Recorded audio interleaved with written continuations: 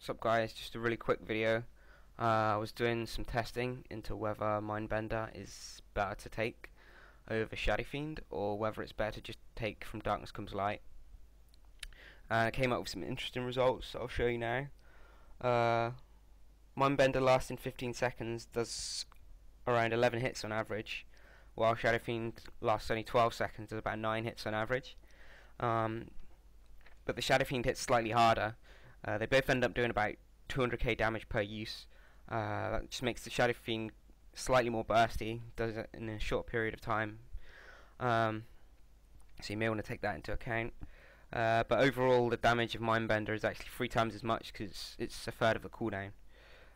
So if you're going to be doing like a sustained damage comp or whatever, that'll actually be better. But bear in mind that From Darkness Comes Light, when it procs, it gives you a free flash heal, which is about 18k mana. So if it procs more than once over a minute period, which it will since it's 15% proc chance, then you're going to be making a gain in mana just by not having Mindbender. Overall, Mindbender gives you about 50k mana per use, while Shadowfiend gives you about 70k mana per use. But again, Shadowfiend cooldown is 3 times as long, so it's about half the mana per minute of Mindbender. So basically, to summarise, for a comp like RMP, I think Mindbender is probably better since you're going to want the Mindbender every time you nuke, and it's kind of nice. That 1 minute cooldown, it's a nice free bit of damage for your team.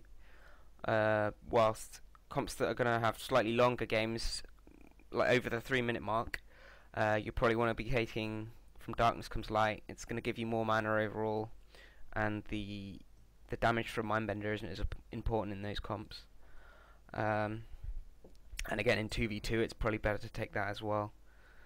Unless you're playing something like Priest Mage, where you're going to want to nuke and deep freeze with your mage, and then Mindbender's probably better since you can drink quite easily there. Right, that's all. Thanks, guys. I'll try and get a few more videos out in the next few weeks, especially with 5.1 coming out tomorrow. I'm sure I'll have a bunch more gameplay footage to show you.